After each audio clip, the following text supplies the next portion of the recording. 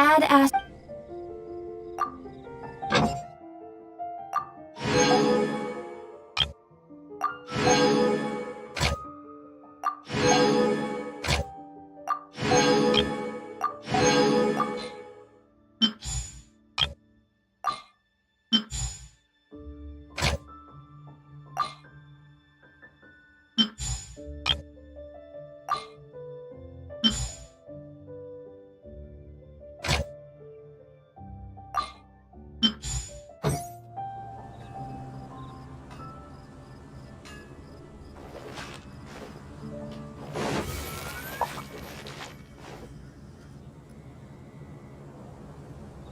Haven't you heard? There's a strange wanderer near Wolf.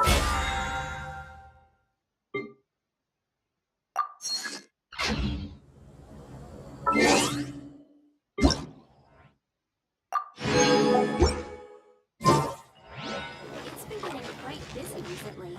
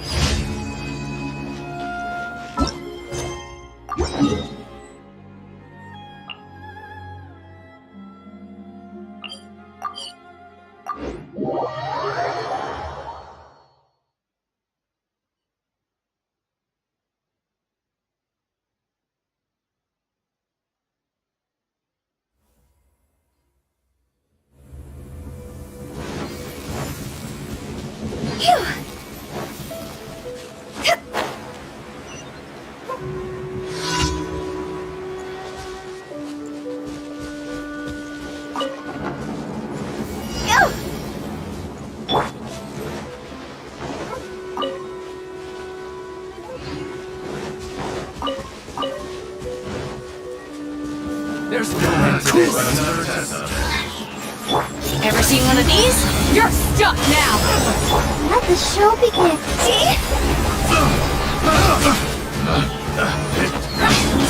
Test subject. Wrong test subject. Such a...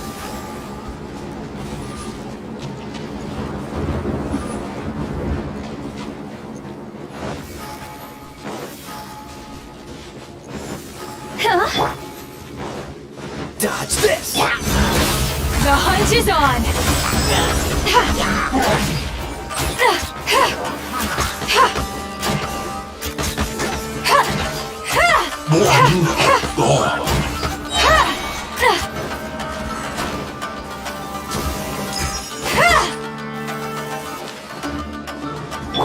Cool it!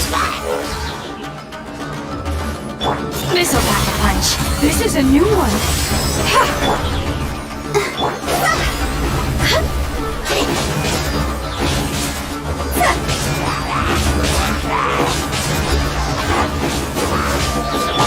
Freeze! You're stuck now! Got something for ya. Dodge this!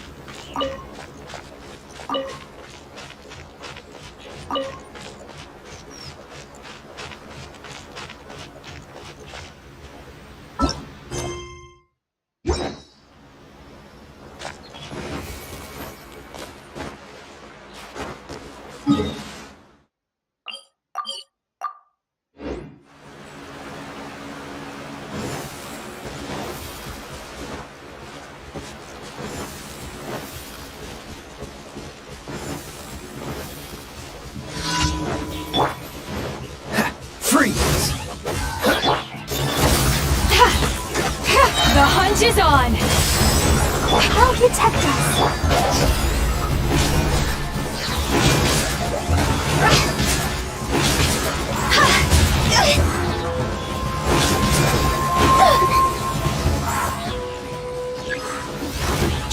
Cool it! This'll pack a punch. This is a new one. Go, Barber!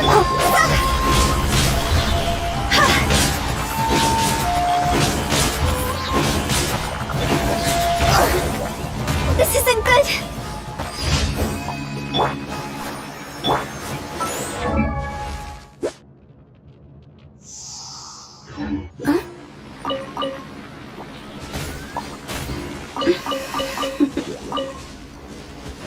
Toodaloo.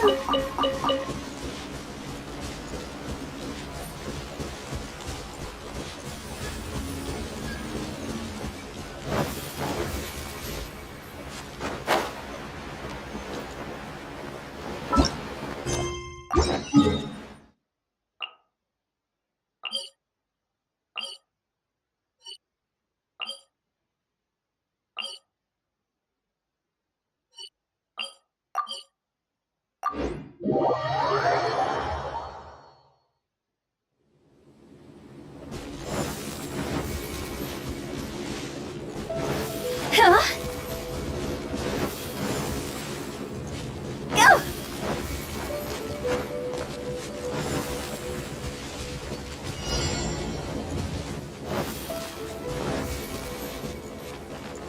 Phew! Huh?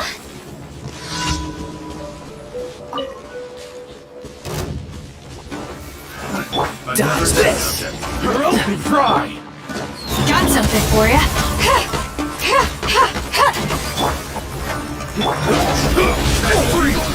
Time to go!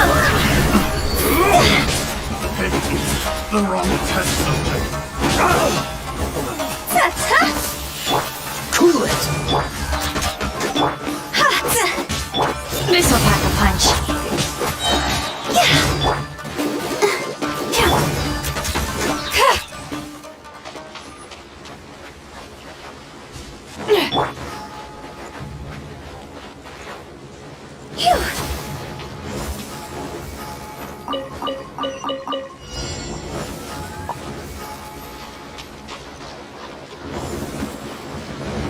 Huh?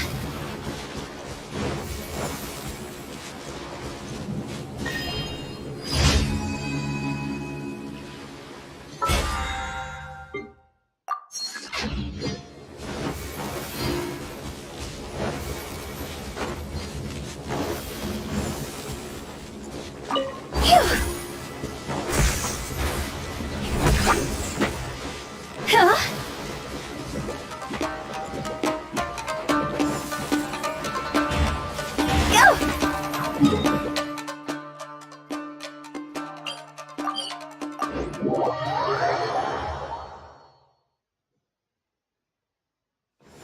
Let the show begin.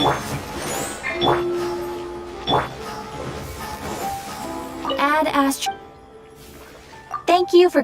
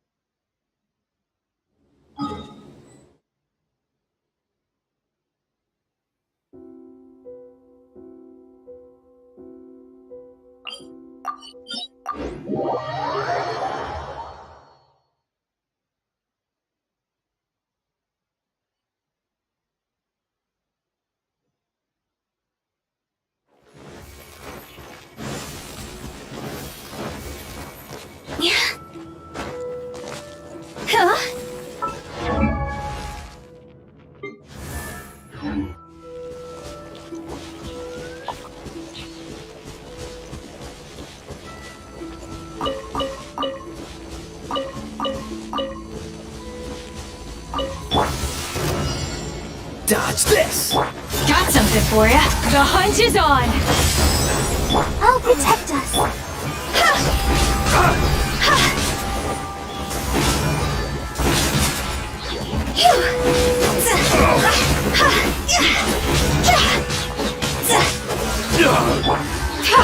You're stuck now.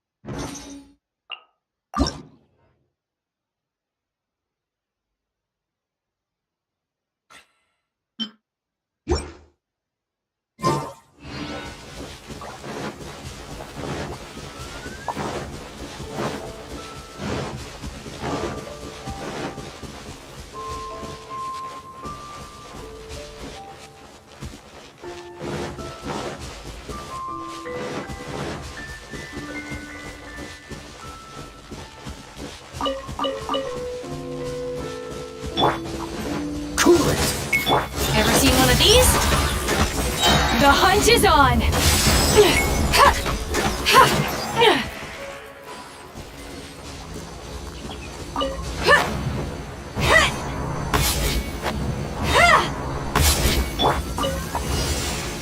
Freeze! This'll pack a punch. See?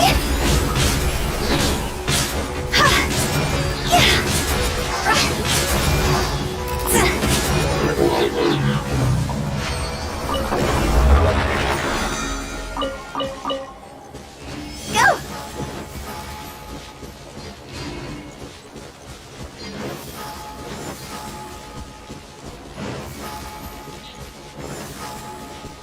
Phew!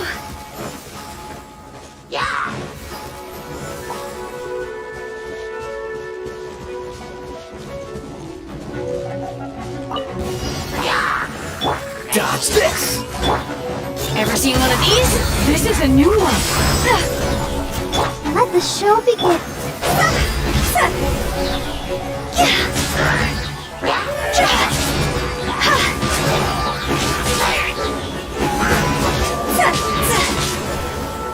Cool it! Got something for ya.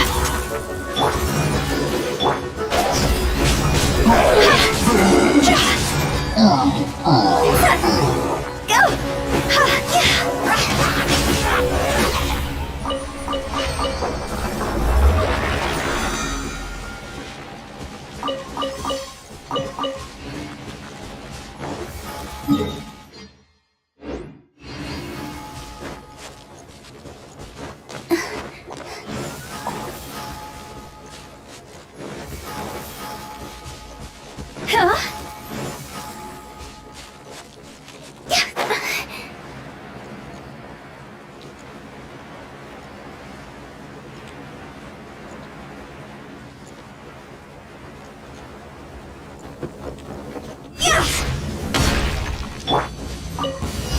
Freeze!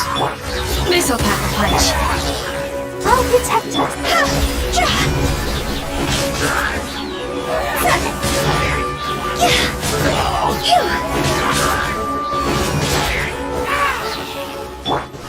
Dodge this!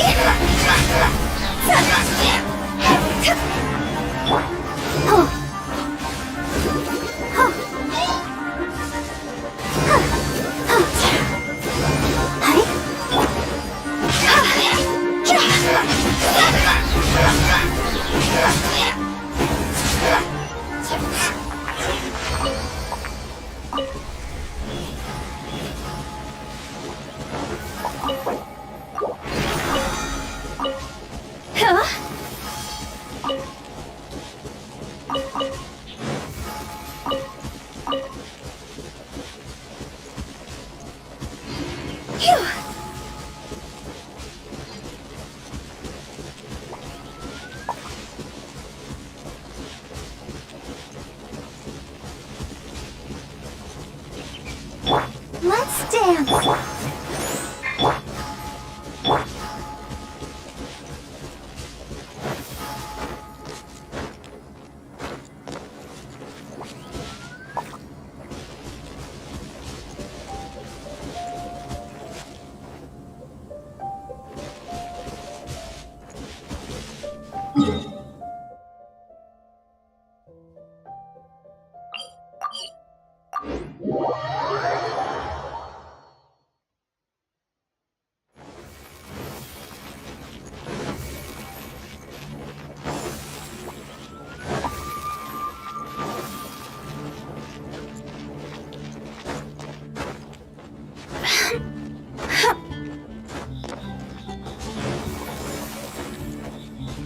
Join me and give Windtrace a go.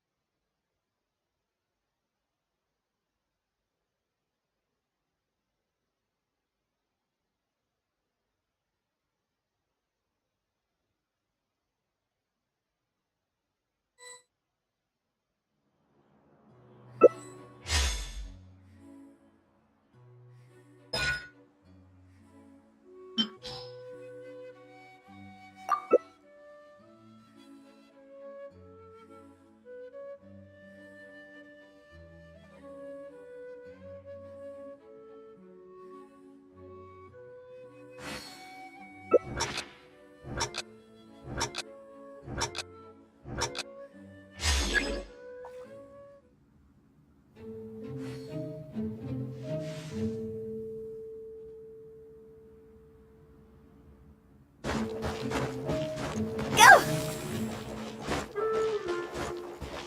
Phew! Huh? That's not bad.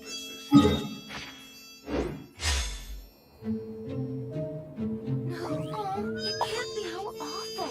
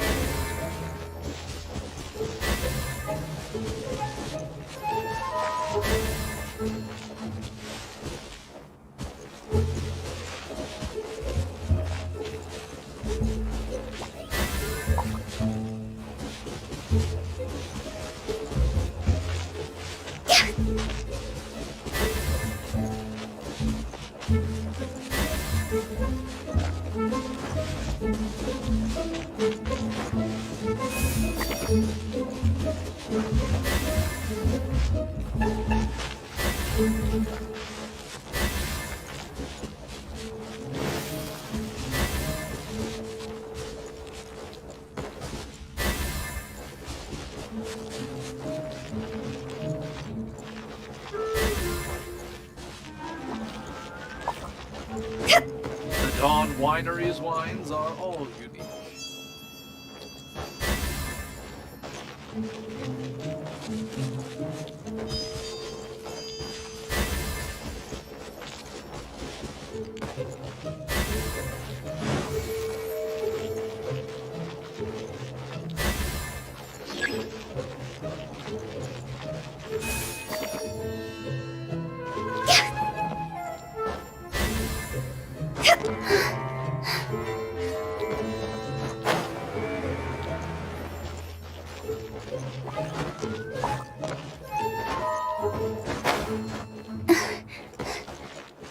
Go!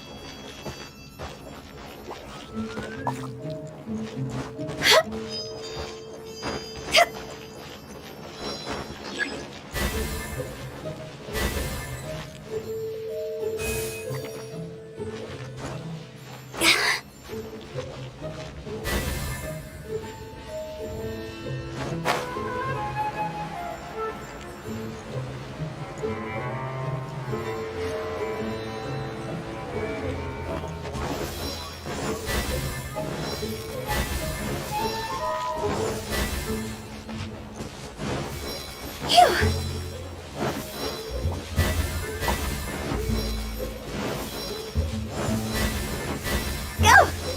Huh?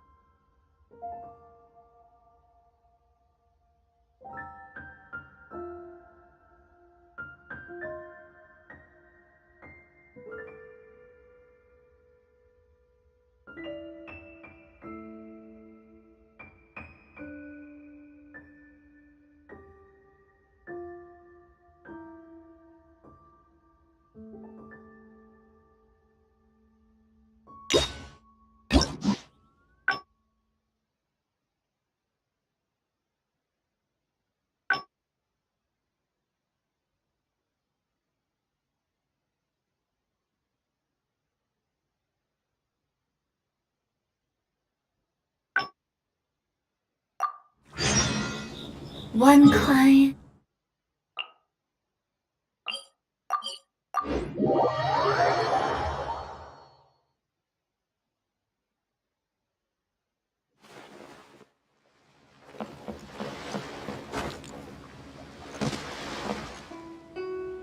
Chief Mate Juza's breaking in the newcomers, but I think we can spare you the tedium of that. After this, the new crew members will be arranged into 2 teams for more specialized training, according to their own aptitudes and the needs of the fleet. One team will learn comprehensive survival skills, including They will serve as the support team for the fleet, ensuring safe navigation. That's why we call them the Shield of the Crux. The Vision of the Crux. As one might expect, we call the other team the Spear of the Crux. Also, they're responsible for So, what do you think? As I expected, you have a will to protect others. There are 2 main subjects that the Shield of the Crux focuses on: survival knowledge and entertainment. As I was saying earlier, survival knowledge includes prevention of injuries and diseases at sea, navigation and cartography, basic meteorology, etc. You can go learn about these skills from Genshin, Huixing, and Liushi. They're all seasoned hands in their respective fields. Each sailor has their own strengths and weaknesses. I'm no rookie, of course, but you shouldn't underestimate the knowledge of the crew. If there's anything I'm most proud of in the fleet, it's my people.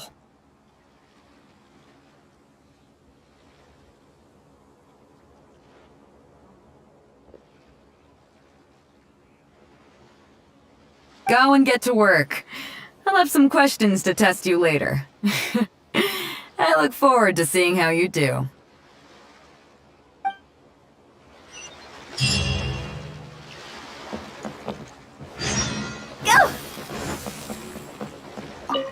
Hello, traveler. I'm Yinxing, the Crux's surgeon at sea. Whenever a sailor has a health problem, they come to me. I deal with it all, from seasickness and common colds to amputations and everything in between. Oh, I presume the captain arranged this, correct? All right then, let's begin. First of all, let me ask you this. What do you think is the biggest danger that all new crew members face?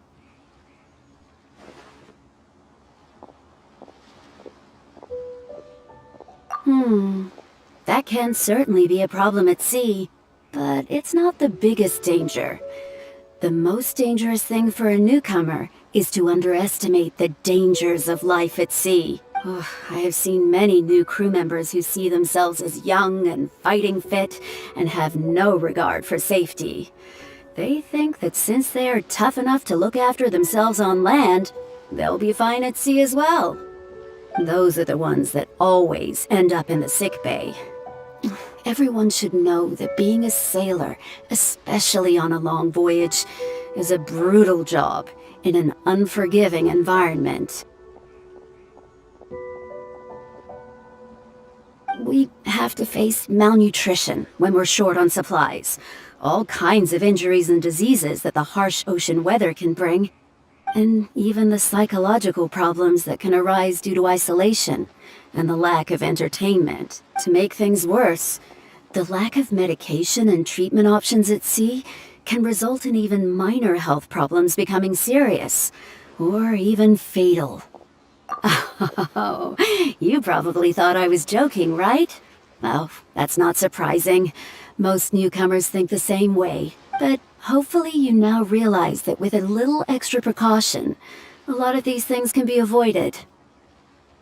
Well, I think that's enough for you to think over for now. Is there anything else you would like to know?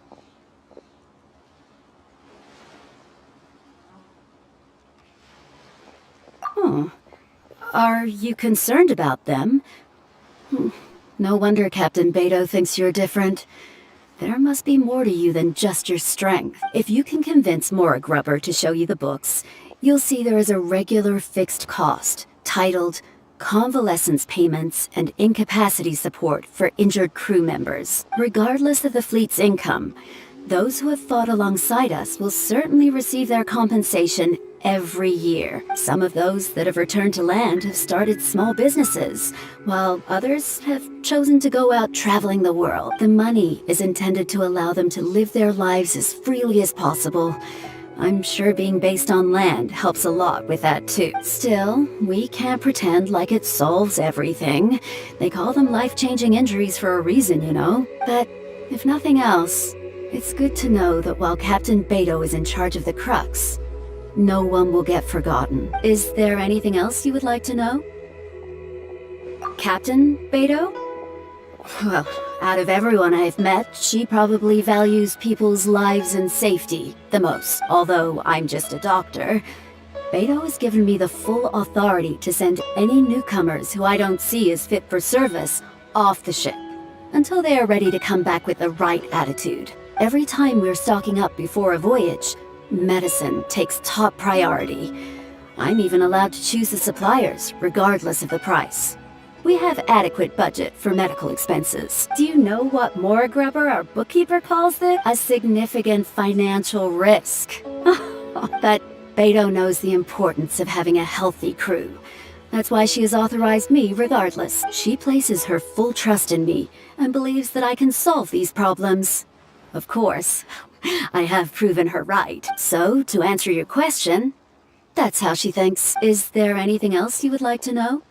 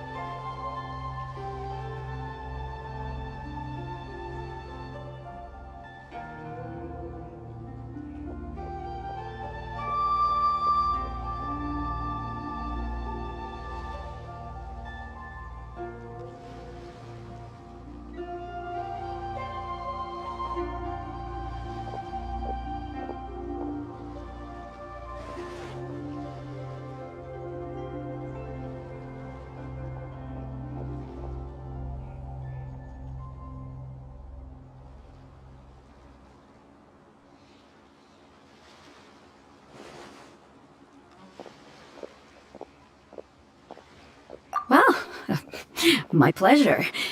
Okay, let's leave it there then. Be sure to take good care of your health.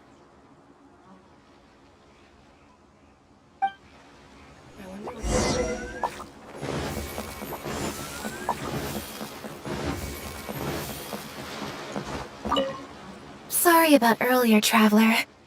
We were so caught up on getting you to join the fleet that we didn't notice we were going a little overboard. Good thing the captain stepped in. Oh!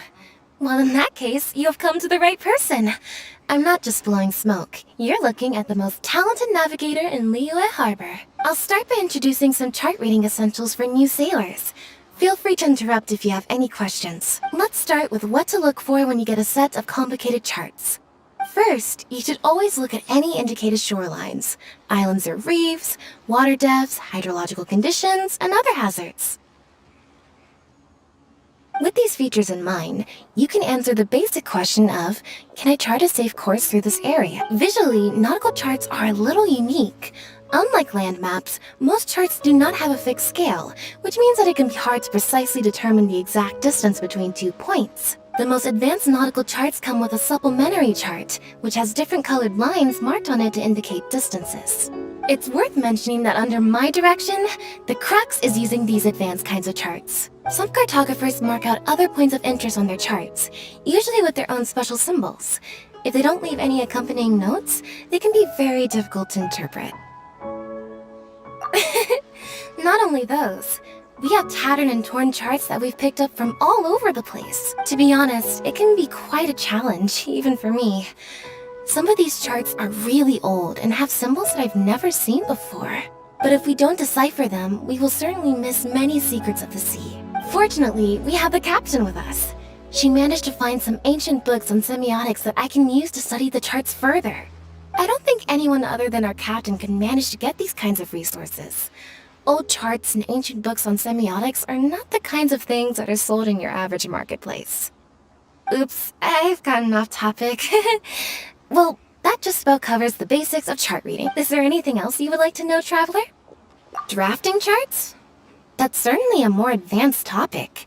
To be honest, I've only attained a smattering of knowledge in that area. The charts we are using now are just revised versions of the ones left by the previous navigator. So my mapping experiences have been primarily limited to updating our charts to reflect changes in the sea. I think you can ask Captain Beto more about cartography. One time, the fleet sailed into an uncharted area by mistake. It wasn't long before we turned the fleet around and returned the way we came out for fear of potential hazards. But Captain Beto still managed to draft a simple chart of the area we sailed through for if and when we explore the area again. Incredible, isn't it? I was amazed to see that the captain could even do cartography. Because I have the talent, and she doesn't want to let it go to waste. She treats the whole crew that way.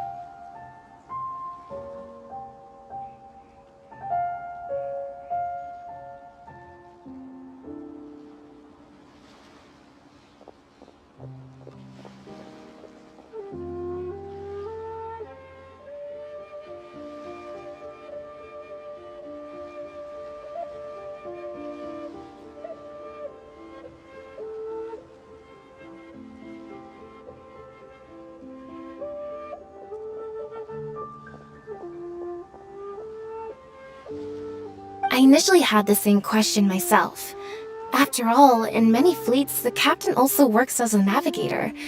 I couldn't understand her reasoning at the time, so I asked her. She just laughed and told me to wise up, saying that even Rex Lapis never fights alone.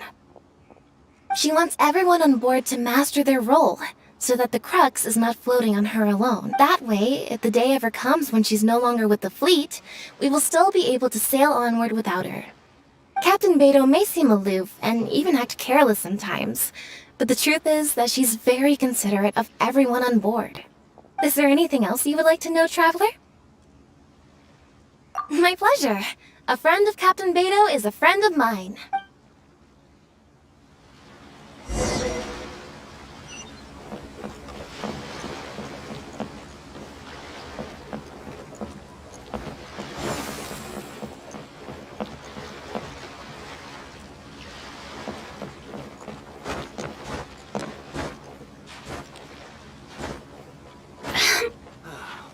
The waves are as calm as always.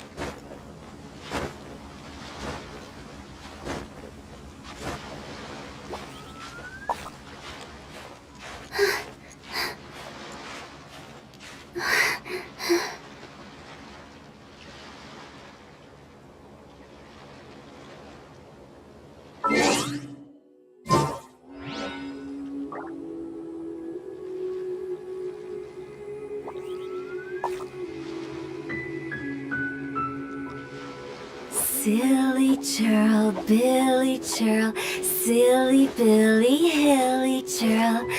Ooh.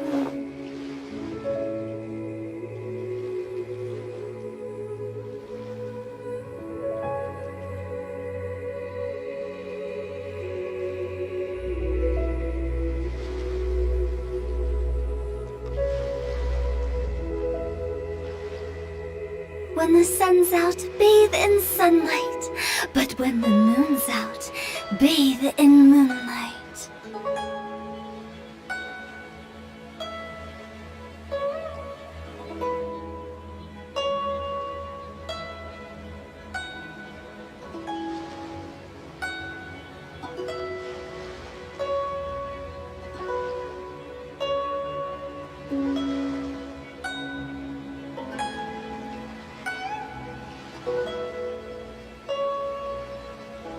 Silly churl, Billy churl, silly Billy, hilly churl. Ooh.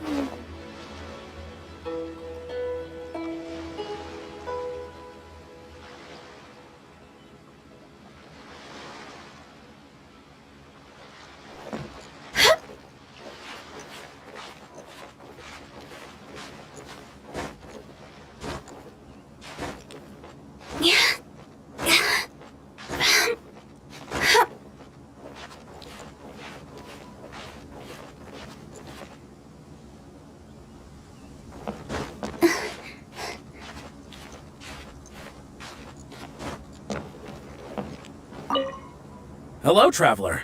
Are you here to learn about marine meteorology? In my line of work, I've got to have a pair of sharp eyes. I saw the captain showing you around the training grounds, and then you went to see Yingxing and Huixing, so I figured that she probably wants you to get to know the life of a crew member. Okay, let's get started. First, I'll introduce you to the basics of meteorology. Marine meteorology basically means keeping tabs on the weather as well as other ocean phenomena, so things like sea fog, storm surges, water spouts, and so on. These are all potential threats to safe navigation. Luckily, whatever weather might be coming up, there's always some kind of sign that gives it away in advance. Take water spouts, for example. They're caused by high-speed rotating winds on the surface of the ocean. They can engulf large ships and do immense damage. But if you know that water spouts can only form in an environment with high temperature, high humidity, and large clouds, then you can be well prepared. You will be even more alert if you also know that the presence of winds blowing in opposite directions, with a significant difference in speed, is a direct precursor to the formation of water spouts. And most importantly, if you spot a small white vortex emerging from the clouds, you should immediately notify the crew to steer clear of what's ahead. So there you go. Those are the warning signs of water spouts. I am proud to say that over the years, I haven't let a single one sneak up on my watch. Well, I'm good at reading the sea, but I'm not as good as the captain when it comes to reading people. Do you know the small fishing village next to Wangshuin? I heard that when Captain was a kid, she worked there fishing with the adult. Later, she made her way to the harbor where she struggled to make a living. Managing to survive in an environment like that as a kid is solid proof of the captain's capabilities. If it wasn't for her, I never would have dreamed of taking this job. She gave me confidence and told me I could do it. You may not have heard, but I'm best known outside the Crux fleet for a slightly infamous story involving me, third round knockout, and a few too many. Who would ever have thought that the rookie sailor who fell drunk into the sea and became a laughingstock among their now former crewmates would then go on to become a lookout for the Crux? But it's the unbelievable truth. It proves that having skills alone is not enough. You need someone like the captain who is a good judge of character. Find me anytime if you want to know more.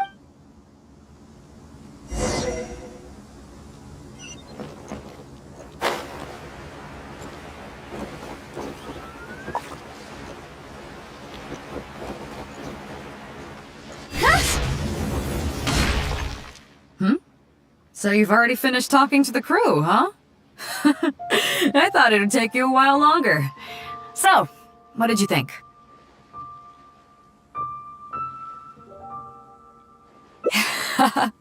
Now you know that the Shield of the Crux is not such an easy job.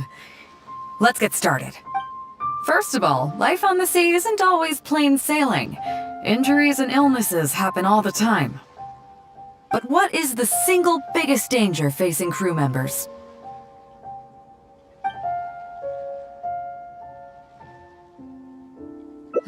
Is that your final answer? Alright, on to the second question. As you've just learned, the fleet plots its route using nautical charts. The charts used by the Crux have additional. The supplementary chart has lots of lines in various colors for added reference. What is the purpose of these lines?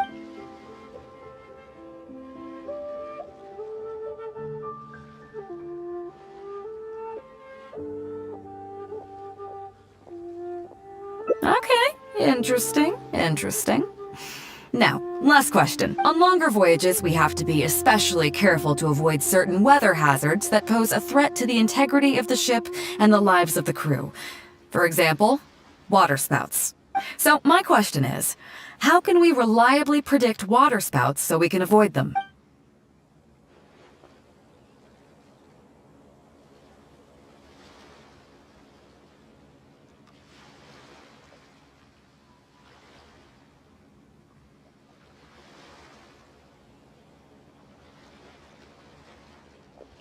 Okay, those are all my questions. Do you want to know how you did? Now then, let's see. Out of these 3 questions, you got a total of 2 correct answers. Not bad. After all, you didn't have much time to prepare. Plenty of people get through their whole training and still don't do this well. It seems that your survival know-how is now up to the standard required of qualified crew members. Time to move on. Next up, we have some Shield of the Crux recreational programs for you.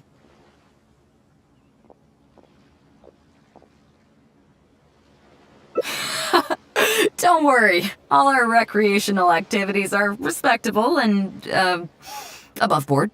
You need to realize that being out at sea might be fun for the first few days while everything's new, but before too long, looking at the same old sea every day and being so isolated from everything can really cause people to struggle mentally. That is why regular recreational activities are an absolute necessity. We offer a lot of fun courses for our newcomer training, including fishing, photography, chess. Oh, and thanks to Kazuha, these days we also offer poetry and music appreciation, as well as communal wind listening. Each newcomer has to participate in at least one, so that they've got some way of keeping themselves occupied at sea further down the line. Of course, if you'd prefer wrestling sea monsters with your bare hands, that can be arranged. Well, for today at least, let's stick to the training schedule drawn up by Juza. If I remember correctly, it should be photography today. Come on, I'll show you.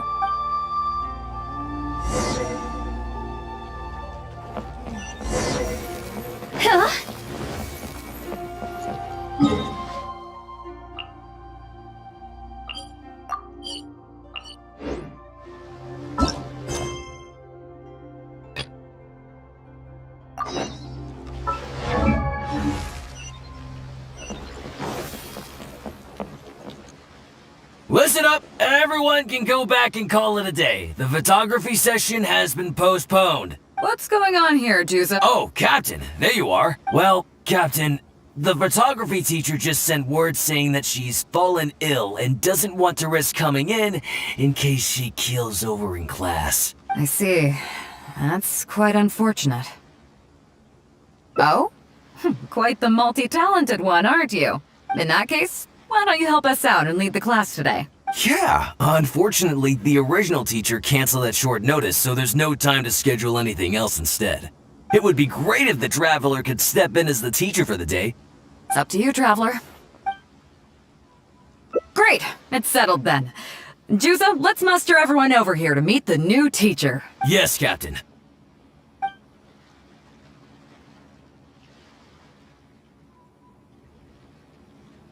Okay, that's 1, 2, 3. That should be everyone. Take it away, Traveler. Oh yeah? What's that? Fair enough. It seems like you already have someone in mind. So, who will it be?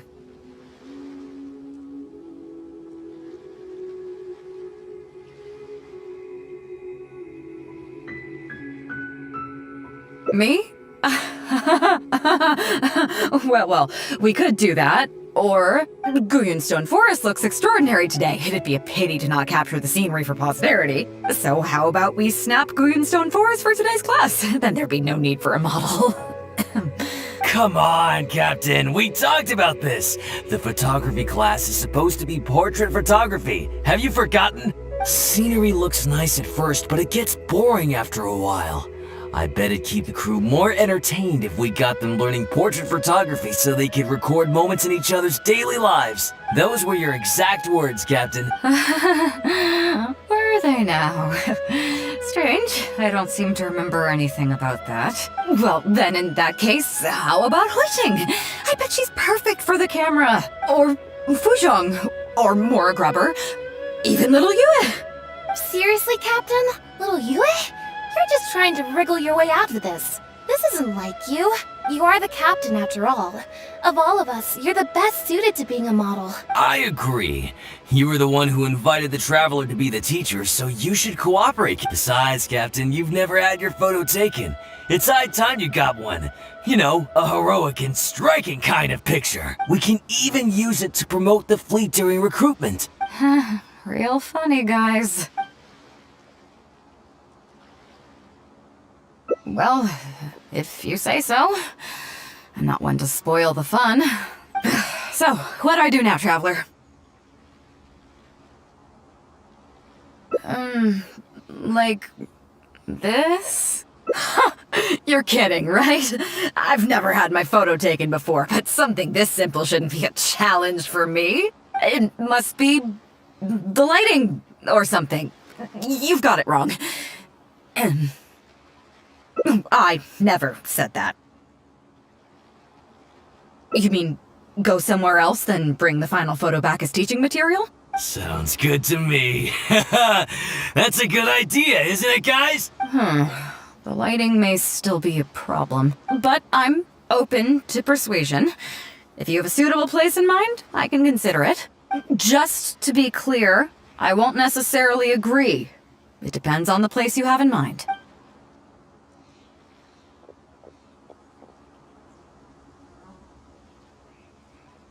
The fishing village near Wangshu Inn? That place is deserted now, isn't it? How do you even know that place anyway? It's tiny. I don't think I've ever seen it on a single map. I'm surprised that you remember such a trivial detail. He's right though, I did live there for a while. And now that you've mentioned it, it's given me the urge to go back and take a look around. Well then, let's go. We can take this opportunity to pay my old home a visit.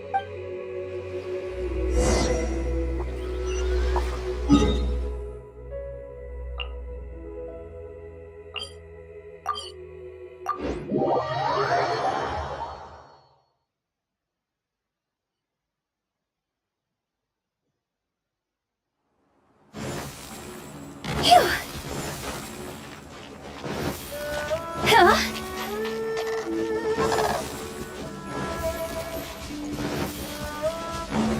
Go!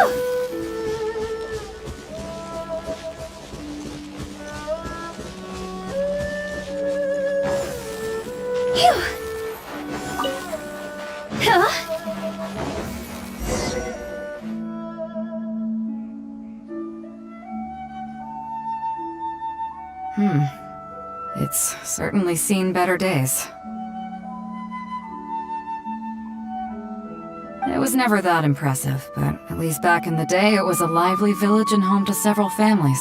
I wonder how long these last few old houses will remain standing. Nothing as dramatic as you might think. A few small incidents occurred, and then people began to leave. Come on, let's take a walk around. People used to call this place Downriver because the villagers apparently moved here from a place called Upriver.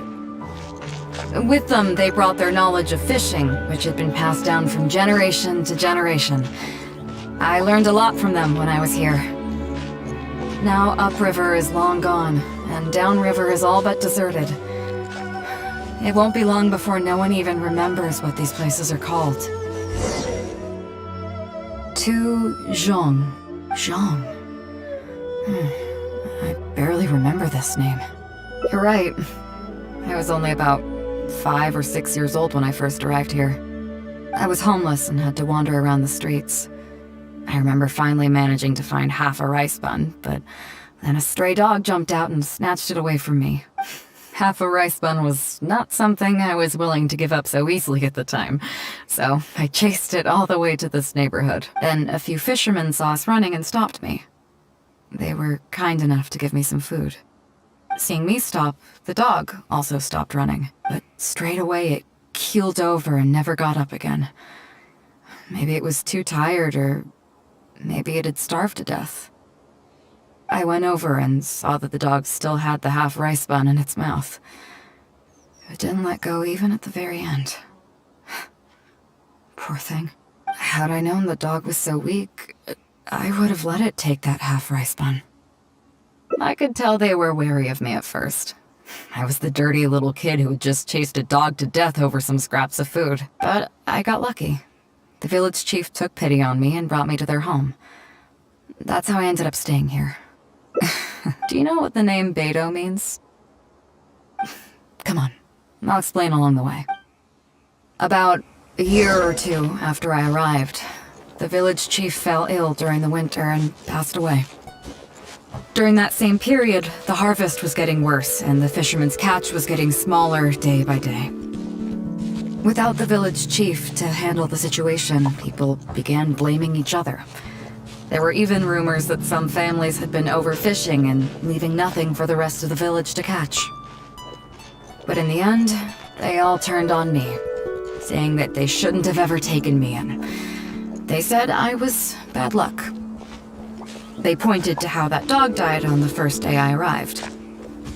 Next thing you know, the village chief dies, and then all the fish die out. They said I was a living curse, and the downfall of the village was all my fault. I told them that I didn't understand. I'm not a curse, I'm just Beidou. Then some of the villagers started shouting, and drove me out of the village. They shouted, "Nando controls life. Beidou controls death. Beidou controls death." Before then, all I knew about my name was that it had something to do with the stars. It wasn't until then that I realized that Beidou was a constellation. And the Alcor, one of its stars, was an omen of death. Here we are. This is the old house of the village chief. I bet he never expected that the little girl he took in would grow up to be seen as a curse that brought about the village's total destruction. What do you mean? Is that all? And let me guess, you got to Inazuma and the Electro Archon's Gnosis was taken as well? Well, you seem to wreak havoc on a grander scale than I ever could. Oh, I get it. You're trying to convince me that I'm not cursed. I appreciate it. I'll take it. Let's not forget that the people whose names stick around are the ones who emerge from the stormy seas unscathed.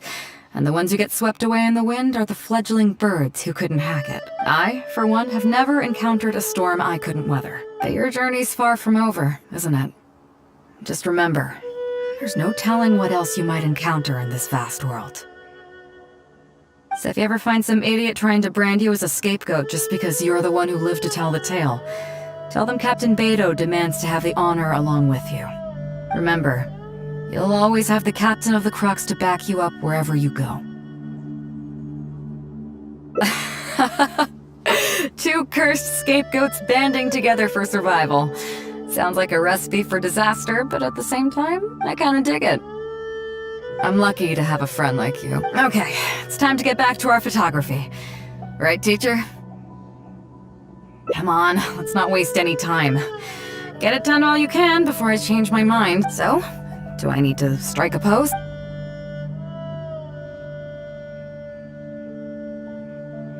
Alright. How about this?